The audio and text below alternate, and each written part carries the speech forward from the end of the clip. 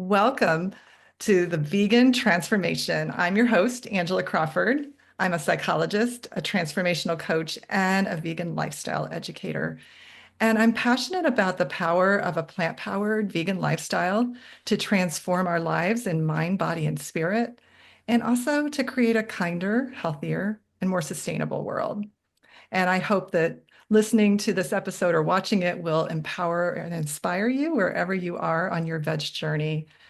So I'm really excited to introduce you to the guest today because many of you will know her and she doesn't really need an introduction. And yet I want to introduce her because she's been such an inspiration and support and mentor in my life. And I know for many of you that are watching as well, Victoria Moran. And she has been featured twice on Oprah and is listed by VegNews among the top 10 living vegetarian authors.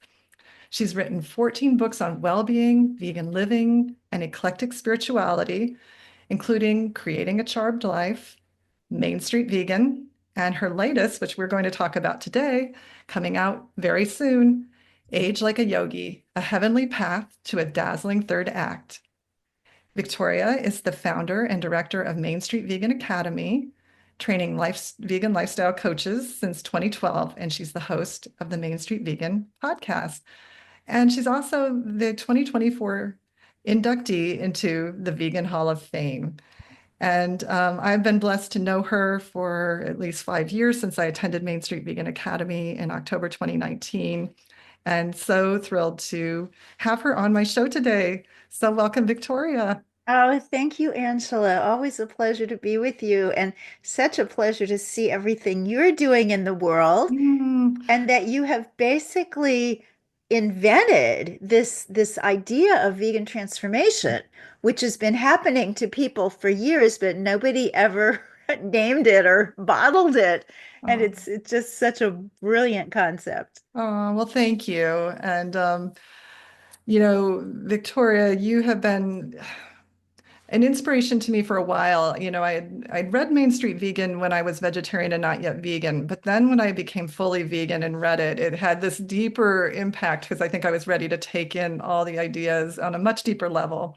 And then I heard you speak very soon after I'd committed to becoming fully vegan and learned about Main Street Vegan Academy. And I just knew, like, I knew this was beyond me, that I had to help others learn and awaken to the benefits of this lifestyle. And so I went to Main Street Vegan Academy about 6 months later, and it's had a huge impact on my life. So thank you. Oh, thank you for being part of the Main Street Vegan Academy family. Because that's Yes. the cool thing. When we started Main Street Vegan Academy, there was very little out there. The T. Colin Campbell Nutrition Studies program existed. At that time, it was not a certification program. And then there was the Institute for Integrative Nutrition, which was a certification, but not vegan. And there really wasn't anything else. So it was for several years unique in being one of a small number of programs.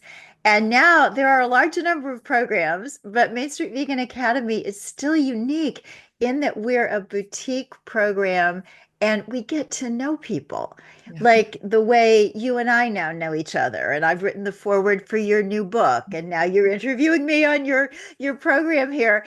And this is multiplied graduate after graduate after graduate, plus Main Street Vegan Academy grads get the wonderful networking and camaraderie and connection with one another.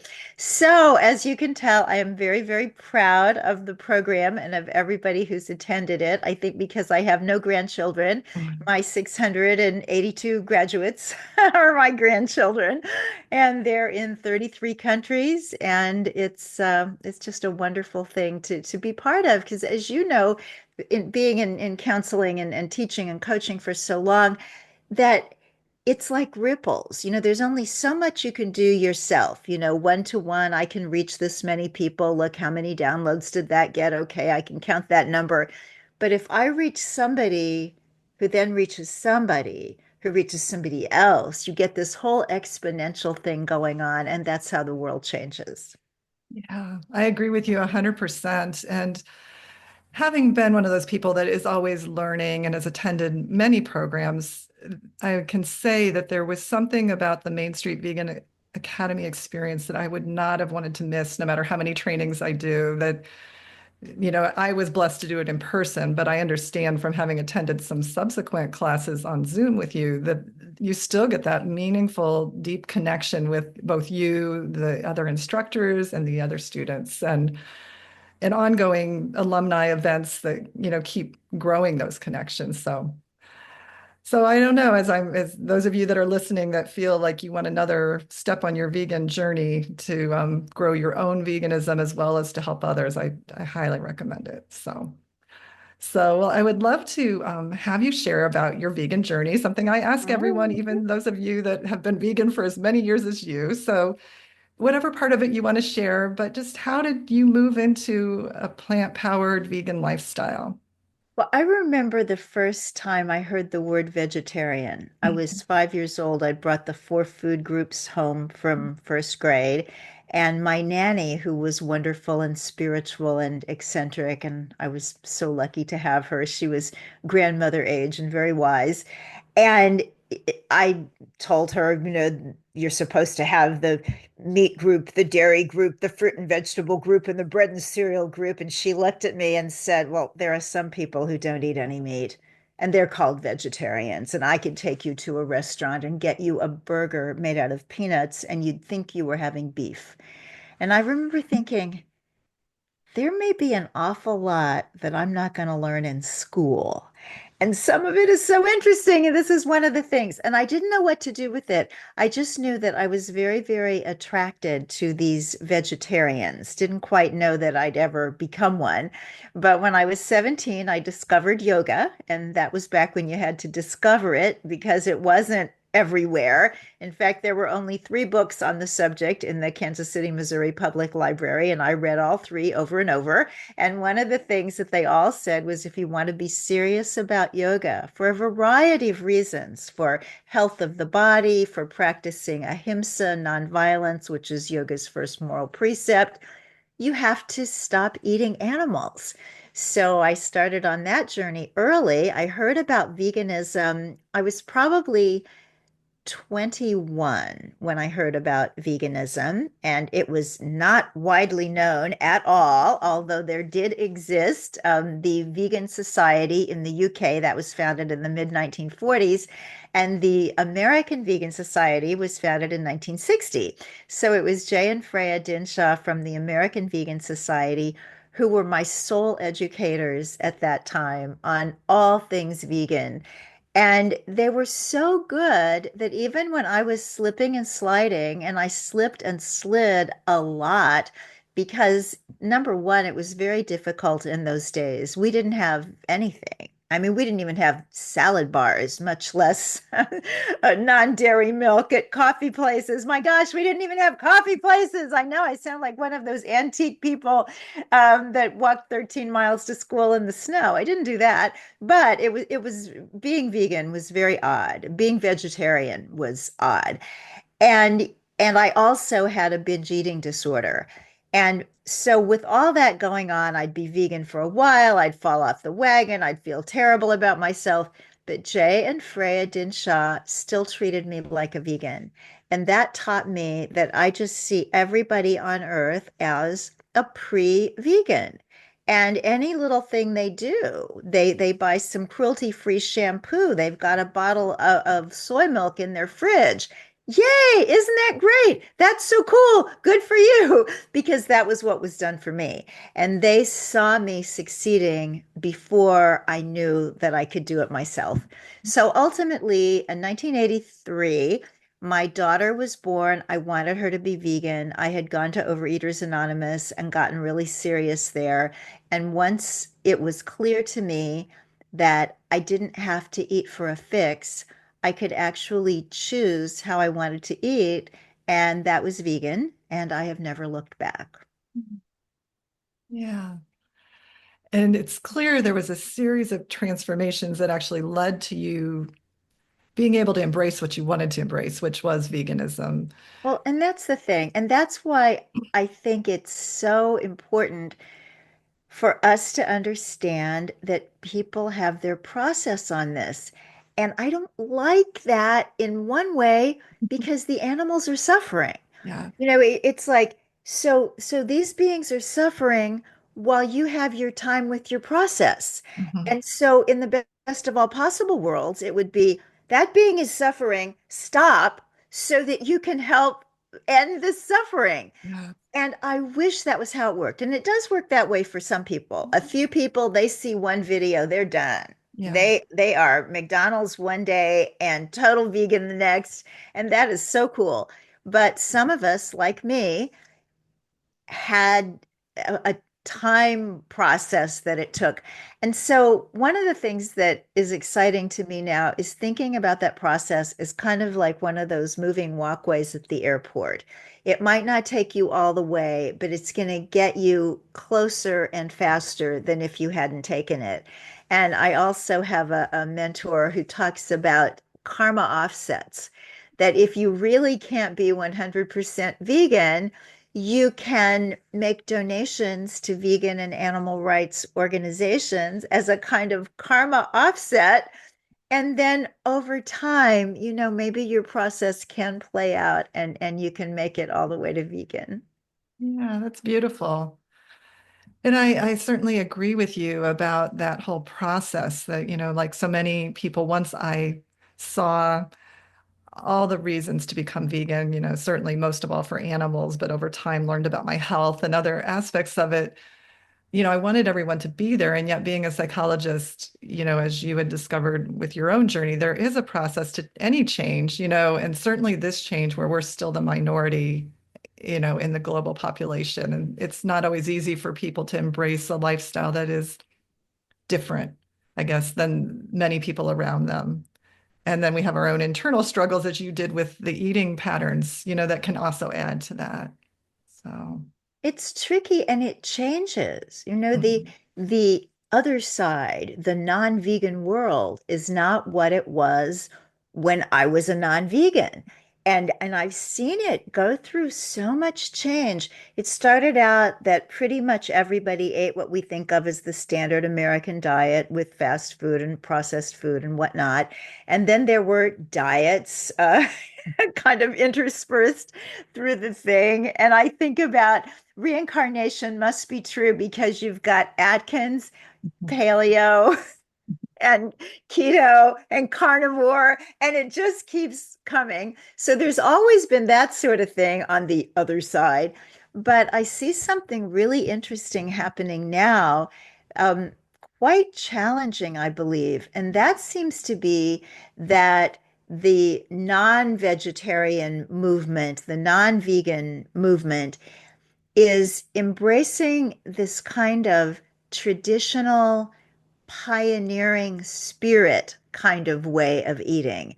And I see that a lot in this MAHA initiative of the incoming administration, where some of the things that they're talking about, regardless of your politics, it sounds very good to think about getting the chemicals out of our foods that are banned in the EU and elsewhere, and we're just supposed to eat them because somebody can make a profit. So on that, cool.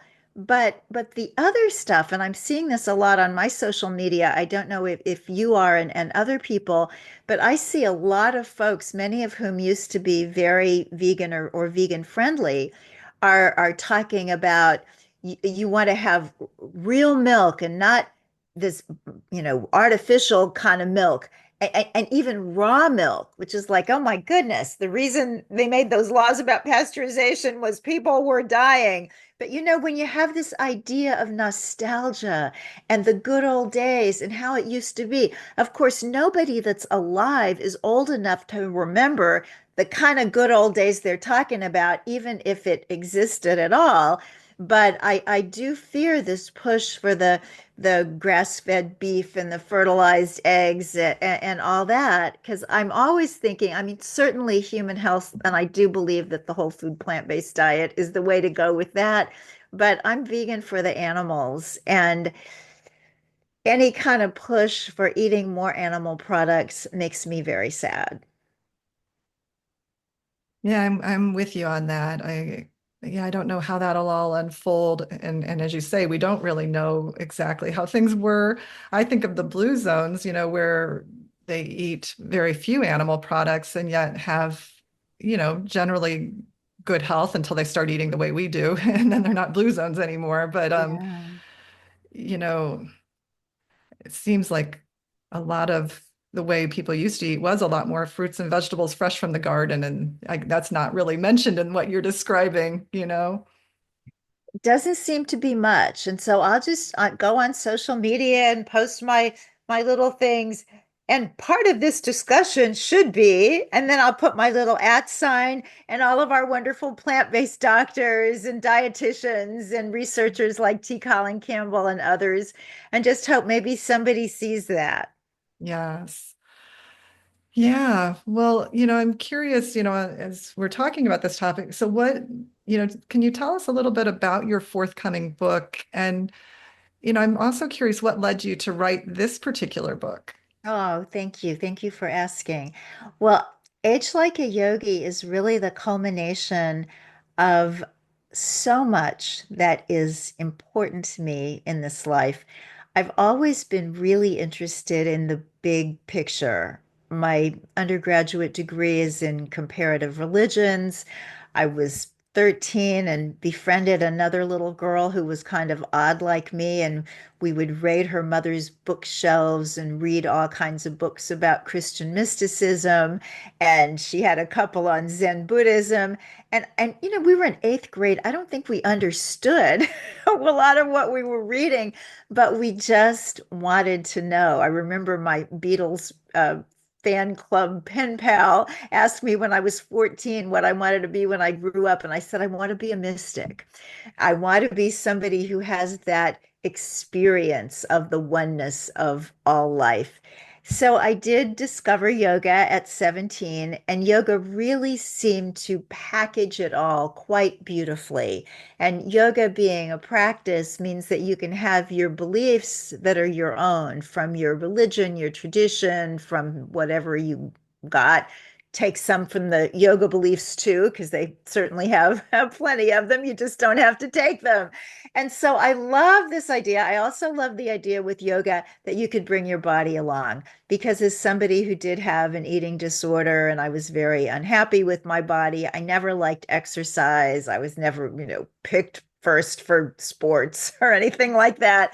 And so yoga said, we'll take you just as you are. So it was very, very appealing to me. And now, of course, it's grown into this gargantuan industry, even in the West. I had no idea that the yoga world was as large and powerful as it is until I started writing this book, because I've been doing yoga for 56 years. So I thought I have as much right to write a book about yoga as anybody else. And the big publishers who published my past books would come back and say, she's a vegan author. She's a general spirituality author. She does not have a yoga platform. So I'm with a tiny little publishing house called Monkfish, and they do beautiful books, and they're so lovely. So I think that is a blessing in disguise. And the point of Age Like a Yogi is, look, we're all growing older. So why not do it like a yogi? Why not do it like somebody who sees the beauty in life, who sees the connection, who gets it that at the center of every atom is light. And it's that light, that divinity, that love, that connection that is why many of us are vegan. That is why people do selfless things. That's why we even do little favors for one another or smile at a stranger on the street. So, in Age Like a Yogi, we talk about the spiritual underpinnings of growing older, because whoever said aging is not for sissies was really smart. It's not. And yet, to have these spiritual practices and this spiritual grounding, it just means the world. And the other part of Age Like a Yogi comes from Ayurveda. Now, Ayurveda is an Indian healthcare and self-care system that grew up alongside yoga, but it's about the body and care of the body. And so many people knew about yoga a lot earlier than they knew about Ayurveda because when India was a British colony, Ayurveda was banned. Now, yoga was not because it was considered semi-religious.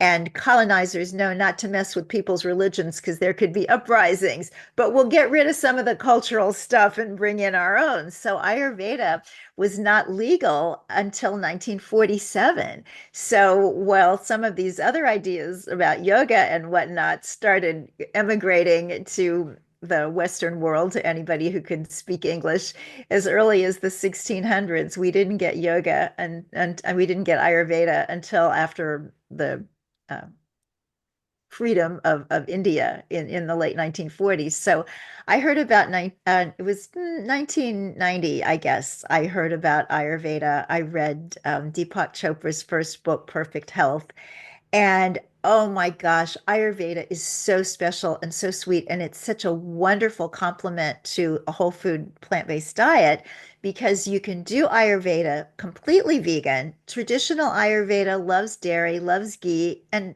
I just do it without the ghee. It's like so much else. I love my husband and I do not watch Kansas University basketball. You can take what you like and leave the rest. So, the cool thing that I love about Ayurveda and that I love about it for growing older is that so much of it is DIY, just getting yourself in harmony with the rhythms of life, with the rhythms of your own body, can make such a difference. So I just feel that what I've wrapped up in Age Like a Yogi is a wonderful gift for anybody over 50, for anybody interested in a little bit of kind of spiritual stuff along with health and vitality. So it would be wonderful if your viewers want to take a look. Definitely. And it sounds like you weave together, you mentioned the yoga, the Ayurveda, and then also plant-based, compassionate living. So it sounds like all those threads intertwine in the book. Well, they're all intertwined because they're all part of a piece. And one of the things about yoga that I just found so fascinating is that those early yogis, they were called rishis, spiritual teachers, they came up with so much wisdom.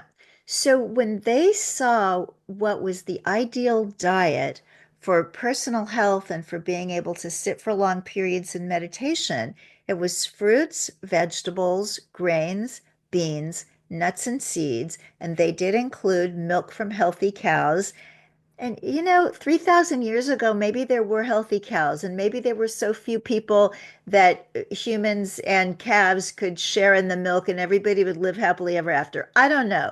It's not 3,000 years ago now. So I believe that today yoga is vegan or ought to be.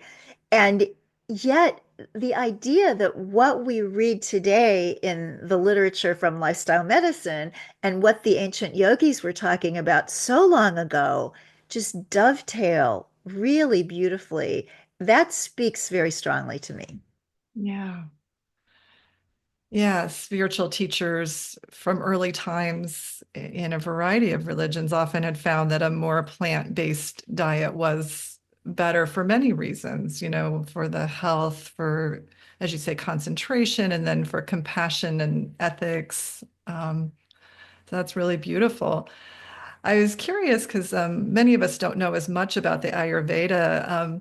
And I know there's the different doshas, they're called. Yeah. You want to share a little bit about that? That's kind of something I find interesting and keep Yeah. trying And to understand a little better. sure. Something that I've found in talking about doshas in a kind of podcast format gets a little tricky because there Yes. are three of them, and each of us as an individual has all three. Oh, So basically, there's a whole variety of dosha makeups that you can be. So I'm going to try to keep this short and okay. understand that I'll be leaving a lot out because otherwise I'd be giving a lecture, which isn't great in Sure. the Yeah, format. there's a lot to it.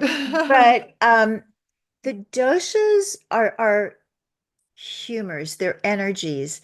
And according to Ayurveda, each of us is imprinted at the moment of conception with our doshic makeup. And there are three Sanskrit words for these: vata, pitta, and kapha. Now, you might think that to be perfect, you need to be 33 and a third of each, but it's not that at all. It's whatever you are. So maybe you are 70% vata and 20% pitta and 10% kapha. That's not out of balance. That's perfect. But you can get out of balance by having the doshas, some of them go higher than they're supposed to be. Now, vata is air and ether, so it tends to get out of balance more frequently than the others.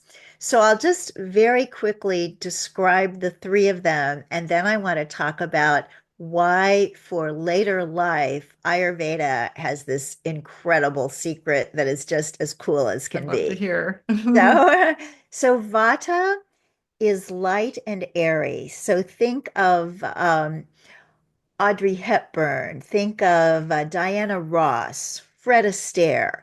So slender, long fingers, long necks, dancer type.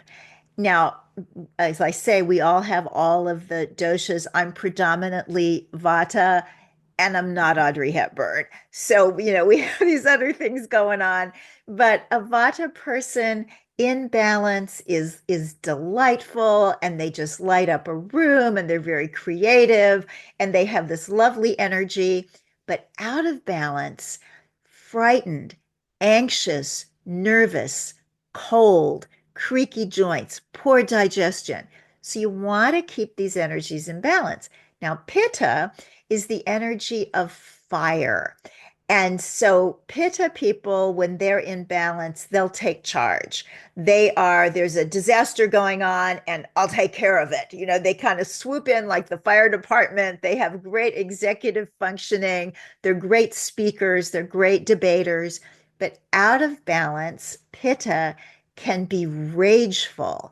They can be mean, and physically, lots of inflammatory stuff. So skin breakouts, ulcers, this kind of overheated kind of condition, both emotionally and physically. And then we have kapha, the third dosha. And I just love kapha. Deepak Chopra has said that the United States has a dearth of kapha. And it is kind of interesting because you seldom run into a pure kapha type in this country these days. But kapha is very grounding and very grounded. So it's the energy of earth and water, heavy. So kapha people don't get sick very often because they're very slow moving. Things just don't get out of balance. They might get respiratory kinds of conditions because the mucus isn't flowing quickly, but that's pretty much it. Maybe some complications of being sedentary or carrying too much weight. There's a lot of type 2 diabetes with kapha. So kapha needs some stimulation, where somebody like Vata, who's all flighty, needs everything to be brought down and quieted. And kapha in balance is just the kindest, sweetest person. If there's somebody in your life that you could knock on their door at 2 in the morning and they wouldn't be mad and they'd invite you in and fix you food, that's probably a kapha. So it is really fun to get to know your doshic makeup, and you can do that by taking a quiz. There's one on Deepak Chopra's website. You can just Google Chopra Dosha Quiz. And there's another one that I like. There's a site called Banyan Botanicals, which is actually an Ayurvedic store, but you don't have to buy anything to take the dosha quiz, banyanbotanicals.com. But here's the cool thing about later life. In Ayurveda, everything is about nature and nature's rhythms. So when we talked about a kapha person maybe being a little bit rounder and maybe having some respiratory issues, but basically being really healthy, well, that sounds like a kid, doesn't it? Well, that's the kapha time of life. So from birth to late teens or so, we're largely kapha. Then we come into the pitta phase of life. And again, executive functioning, this pitta phase of life from kind of after the education and up until kind of just before retirement. You've got all this stuff going on. You got to get out there in the world and get a career and a family and a home and a purpose, and then take care of your aging parents and get your kids launched. It's a lot. And that's a very pitta kind of energy. So, whatever your own personal body type, if you're in that prime of life sort of period, you're going to have a lot of pitta influence. But round about 55-ish, kind of postmenopausal, vata starts coming in, regardless of your personal body type, and that'll always be yours, but the vata influences start.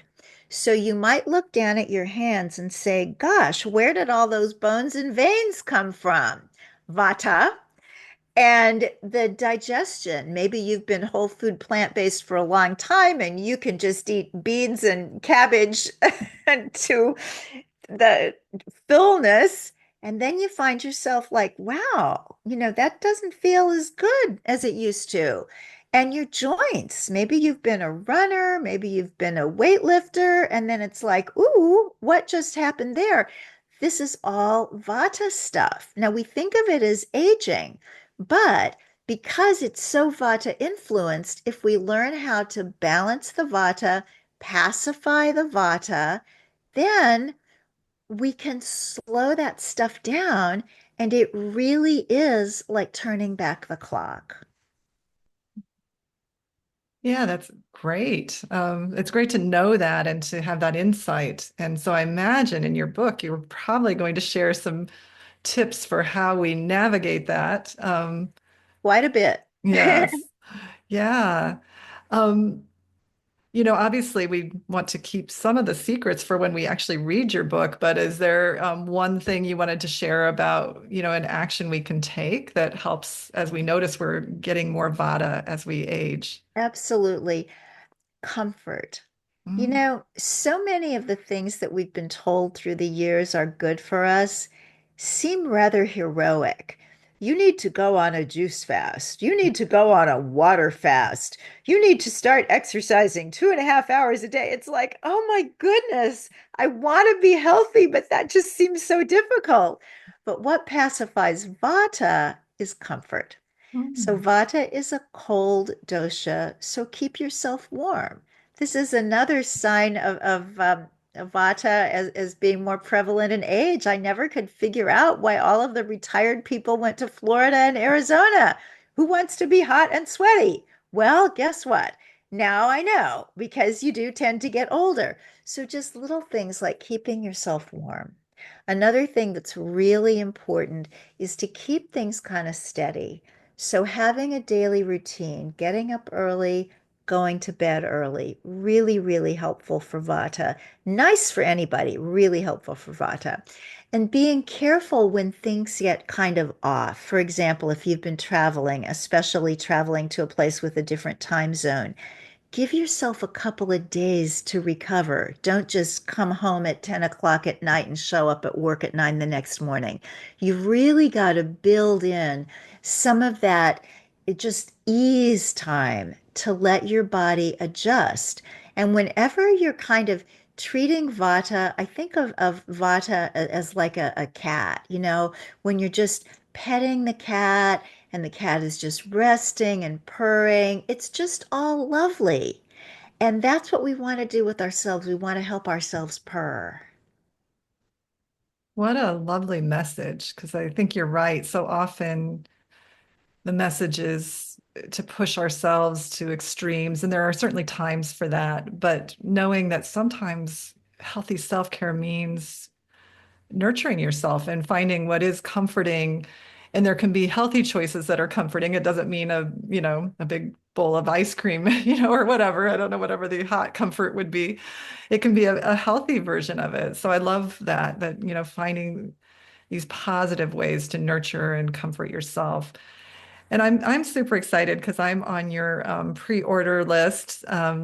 So I know I will be receiving the book when it comes out, which I believe is in January. Is that correct? Yes, the publication date is January 14th, but anybody who orders prior to January 12th and then sends their receipt to assist@victoriamoran.com, you're invited to an exclusive day-long Zoom workshop on Sunday, January 12th, and that will be recorded if you're not available January 12th.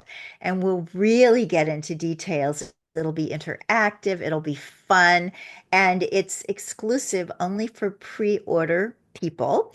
And in addition, pre-order folks will get a copy of the Age Like a Yogi e-cookbook with some compatible recipes.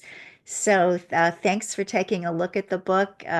All those perks work whether you buy it from an online bookseller or your favorite brick and mortar. And hope to see you in January. Oh, that's so awesome. So I'm gonna put that in the show in the description below. So it's assist at Victoria Moran or Main Street Vegan, remind me. Okay, VictoriaMoran.com. assist at victoriamoran.com. And Yeah. I'll put that below, and definitely I do recommend you pre-order because, as I'm an emerging author myself, I know that those pre-orders help, those initial sales numbers, which can help it be seen by more people and have more of an impact. And, one thing that's really special about this book is that it may speak to a lot of people in our life that want to be healthier as they age and that may love yoga, but may not be vegan. And yet, they're going to also learn the many benefits of that compassionate and healthy plant-powered way of eating on top of it. Yeah, it's so true because ahimsa, which is why I'm vegan, this reverence for life, this idea of oneness of all life and the sanctity of all beings is just so prevalent. But in addition, we have this long vegetarian tradition in yoga, and now we're having this plant-based revolution. And so whether you're a yogi or whether you're not, you just don't want to miss out on the cutting edge science that in terms of nutrition, this is the best you can do for yourself. So it's all packaged there with all the cool Ayurvedic tips in Age Like a Yogi. Yeah, I mean, it seems like a great gift to share with anyone who wants to age more gracefully and embrace spirituality and health and all, the interconnectedness of all of that, on our journeys as we grow older. And so certainly I hope, those of you listening that this resonates for, definitely Oh, pre-order. thank you, Angela. And also, Victoria, how do people best, I mean, I know the different ways people connect with you, the Main Street Vegan podcast, and the podcast listeners group on Facebook. Yeah, thank And you. then your websites, victoriamoran.com and mainstreetvegan.com. Are there Yeah, any but other you can ways that you want to share that I Well, didn't? you can connect both of those places. All the information about Main Street Vegan Academy is at the Main Street Vegan site. The Main Street Vegan podcast is on all podcast streaming platforms. VictoriaMoran.com is my author website. And I am Victoria Moran author on Instagram and Facebook and LinkedIn. So those are some places too. And we'll find each other. Definitely. And I want to mention for the podcast also, I've been a subscriber since, early on becoming vegan. And, I've probably heard most of the episodes, if not all, since then. And I always find it uplifting and inspiring whoever you're interviewing. And it's such a range of issues from the more ethical aspects of being vegan to the health, to the compassion, to the environment, to just thriving and living a fulfilling life or spiritual life. So I also recommend that highly. And just if you were already subscribed, you need to resubscribe because Victoria recently changed platforms and it may not have, you may not still be subscribed if you don't resubscribe. But I think I may have had a Christmas miracle, Angela. Really? And Wow. so it is possible that I didn't lose all those subscribers. Oh, But good. if you were a subscriber and you haven't been seeing it in the past month or two, then you might want to check it out. But Yeah. I do believe we're going to be restored. Oh, So good. cool. Miracles still happen, right? Yay, that's awesome. So yeah, Thank you. so yes, if you haven't seen her most recent episodes in this last month, then look for it and resubscribe. But otherwise, hopefully that'll work out, and people that were subscribed will automatically start seeing the new episodes. They're very great.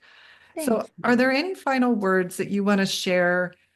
For those that are either new to the vegan journey or those that may already be on it, but just needing some encouragement or inspiration. Any final words you want to share? Yeah, if you have been gifted with this, if your heart is open to this, then it's a treasure. And you may never convert your sister. And the people in your family may still say, well, just a little bit won't hurt you, or are you sure you're getting enough protein? That's just the nature of it. But it's such a precious, precious thing. You are shining your light. You are influencing others, even if you don't know about it. And somehow, some way, I believe with all that's in me that we are lifting the consciousness of this planet, and somehow, some way, we're making this world kinder, gentler, and saner. So, thanks for being a vegan with me or a pregan, because Ah, you do get to have your process. exactly. Just being open and interested is often a step on that journey to discovering how this fits in your life. And yes, and just maintaining that hope that even, I love how you worded that, even when those around us don't immediately embrace it, there's some ripple effect that we're having and will continue to have. So, well, thank you so much for being here. It was such an honor to talk with you, Victoria. So, I look That goes forward. both ways, Yeah, doctor. yeah, I'm excited about your book, and so just thank you. And I guess you and I will talk again soon. And those of you listening, I hope you enjoyed this conversation. And if you gained something from our time together, please share this episode with other people and subscribe. Come back for future conversations. And until we meet again, to your peace and health and compassion. Talk to you soon.